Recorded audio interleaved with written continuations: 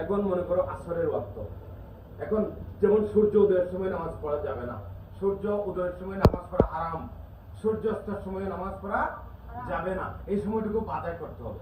এগুলা ওয়াক্ত হবে। ফজরের নামাজ ফজরের টাইমে আদায় করতে হবে, জোহরের নামাজ জোহরের টাইমে আদায় করতে হবে, এবং বিশেষ করে মসজিদে নামাজ পড়া আদায় করা উত্তম। এরপর হচ্ছে নিয়ত করা। নিয়ত করা কি? এই যে 7টা আরকানের মধ্যে একটা। নিয়ত মানে কি? আরবিতে এটা বলতে হবে যে নওয়াইতু আন-নুসাল্লি লিল্লাহি তাআলা রাকাতাইন, এভাবে বলা লাগবে, বিষয়টা এমন নয়। আমি 4 রাকাত ফরজ নামাজ, আসরের ফরজ নামাজ কিবলামুখী হয়ে আল্লাহর রাস্তা আদায় করার জন্য ইমামের পিছনে অথবা একা একা যেভাবে বলো আদায় করার জন্য নিয়ত, আল্লাহর রাস্তায় নিয়ত করলাম, আল্লাহু আকবার। এই আল্লাহু আকবার যে বলি এটা কি? তাকবীরে তাহরিমা। এরপরে কি হচ্ছে? স্থান পাক হওয়া। আমরা যে জায়গাটাতে নামাজ আদায় করবো সেই জায়গাটা কি করতে হবে? পরিষ্কার রাখতে হবে, তাহলে আমাদের নামাজটা আল্লাহর কাছে কবুল হবে।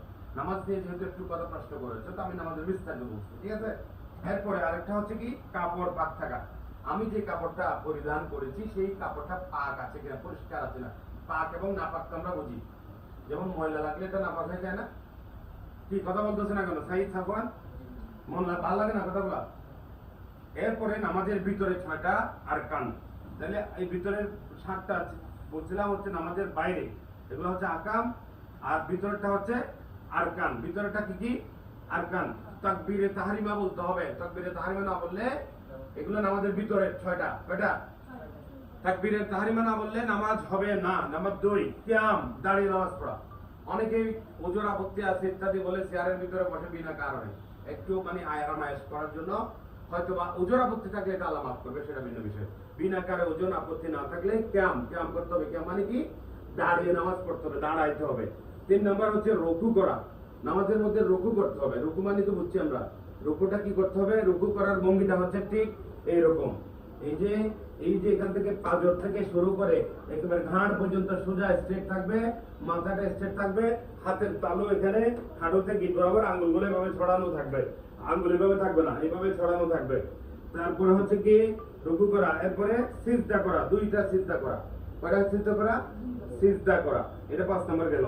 শেষ বৈঠক, তাশাহুদ পরিমাপ বসা। তাশাহুদ মানে কি বুঝছো? শেষ বৈঠক। তাশাহুদ হচ্ছে ওটা আমরা যেটা আত্তাহিয়াতু। আত্তাহিয়াতুটা কি জানো? এটা গতকালকে বলছিলাম। এটার বর্ণনাবাদ স্বভাবে যদি তোমরা পড়ো তাহলে বুঝতে পারবা। এটাকে তাশাহুদ হচ্ছে, ওখানে আমাদের নবী করিম সাল্লাল্লাহু আলাইহি সাল্লাম যখন সাল্লাল্লাহু আলাইহি সাল্লাম বলে সবাই সাথে সাথে বলতে হবে, যখন মেরাজ শরীফে গিয়েছিলেন ওখানে আল্লাহর নবীকে কিভাবে সম্ভাষণ জানিয়েছিলেন। আমরা যেমন বান্দাদেরকে আমরা একজন দেখা হলে আসসালামু আলাইকুম বলি না, অথবা আসসালামু আলাইকুম ওয়া রাহমাতুল্লাহ, আপনার উপরে শান্তি বর্ষিত হোক, আল্লাহর রহমত বর্ষিত হোক, ওয়া বারাকাতুহু, বরকত বর্ষিত হোক, নাযিল হোক, বলেন এরকম। কিন্তু আল্লাহর উপরে আল্লাহকে সালাম কি এভাবে দেওয়া যাবে যে আল্লাহর উপরে আল্লাহর কি রহমত বর্ষিত হোক, এটা বলা যাবে? তো ওই তাশাহুদের মধ্যে বঙ্গানুবাদের মধ্যে ক্লিয়ার বলা আছে, আল্লাহ নবী যখন আল্লাহর সাথে দেখা করেছে সরাসরি মিরাজ শরীফে, তখন আল্লাহকে কিভাবে সম্বোধন করে আল্লাহর জন্য কি করেছিলেন সেটা কিন্তু বলা আছে। তাহলে আমরা নামাজের মধ্যে বলি তাকবীরে তাহরিমা বললাম। এরপরে আমরা এখন আলাপ করব কি নিয়া? তাকবীরে তাহরিমা মানে কি? আল্লাহু আকবার মানে কি? আল্লাহু আকবার মানে আল্লাহ সর্বোচ্চ, মানে সবার মহান, আল্লাহ মহান, আল্লাহ বড়। এখানে আমরা সানা পড়বো। সানার মধ্যে বলা হচ্ছে সুবহানাকা আল্লাহুম্মা ওয়া বিহামদিকা ওয়া তাবারাকা ইসমুকা ওয়া তাআলা জাদ্দুকা। এইগুলো যদি বাংলা অর্থ সহকারে তোমরা পড়ো তাহলে নামাজের মধ্যে মন বসবে, মজা লাগবে। কথা কি বুঝাতে পারছি? তাহলে সানার অর্থ হচ্ছে কি? হে আল্লাহ আপনি পবিত্র। আমরা সানাটা পড়তেছি না, শুধু বাংলার অর্থটা বলে দিচ্ছি, ঠিক আছে? আমরা বাংলার অর্থ বলতেছি। হে আল্লাহ আপনি পবিত্র, আপনার প্রশংসা করি, আপনার নাম বরকতময়, আপনার মহান, আপনার মর্যাদা মহান, আপনি ছাড়া কোনো উপাস্য নেই, ইলাহ নেই। এইটা হচ্ছে সানার কি অর্থ। কথাগুলো অনেক সুন্দর না? কথা বলে সুন্দর। এরপরে সূরা ফাতিহা। সূরা ফাতিহা আমরা তেলাওয়াত করি প্রত্যেকটা নামাজের মধ্যে, প্রতি রাকাতের মধ্যে, সেটা ফরজ নামাজ, ওয়াজিব নামাজ, সুন্নত নামাজ, নফল নামাজ অথবা মুস্তাহাব যে নামাজই হোক না কেন, সূরা ফাতিহা পড়া ফরজ। বুঝতে পারছি? যেই সূরা ফাতিহার বাংলানুবাদ আমরা একবার শুনবো, সবার উদ্দেশ্যে বলবো ইনশাআল্লাহ। বিসমিল্লাহির রহমানির রহিম। তাহলে কি? মহান রব্বুল আলামিনের নামে, পরম করুণাময় আল্লাহ দয়ালু আল্লাহর নামে শুরু করছি। তারপর আলহামদুলিল্লাহি রাব্বিল আলামিন, সকল প্রশংসা আল্লাহর, যিনি বিশ্ব জগতের পালনকর্তা। এই কথাটা কি উচ্চ? আমার সাথে সাথে উচ্চারণ করো। সকল প্রশংসা আল্লাহর, যিনি বিশ্বজগতের পালন কর্তা। বলো আলহামদুলিল্লাহ রাব্বিল আলামিন। সকল প্রশংসা আল্লাহর, যিনি বিশ্বজগতের পালন কর্তা। লর্ডলি আরো বড় হবে। আর রহমানির রহিম, যিনি পরম দয়ালু অতি দয়াশীল। মালিক ইয়াউমিদ্দিন, বিচার দিনের মালিক। ইয়্যাকা না'বুদু ওয়া ইয়্যাকা নাস্তাঈন, আমরা শুধু আপনারই ইবাদত করি এবং আপনারই সাহায্য চাই। ইহদিনাস সিরাতাল মুস্তাকিম, ইহদিনাস, আমাদের সরল পথে পরিচালিত করুন। সিরাতাল লাযিনা আনআমতা আলাইহিম, তাদের পথে যাদের আপনি অনুগ্রহ করেছেন।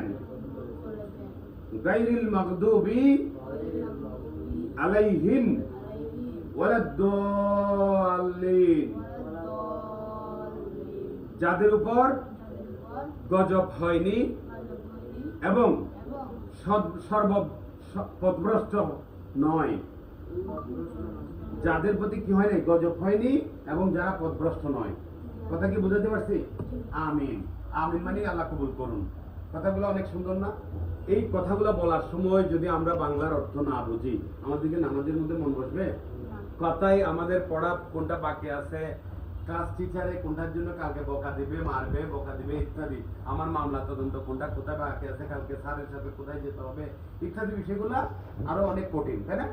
আমরা আরেকটা সূরা তেলাওয়াত শেষ করে আমরা কি করব, শেষ করে ফেলবো ইনশাআল্লাহ। এভাবে তারপর আমরা শেষ করব সবকিছু জানার জন্য।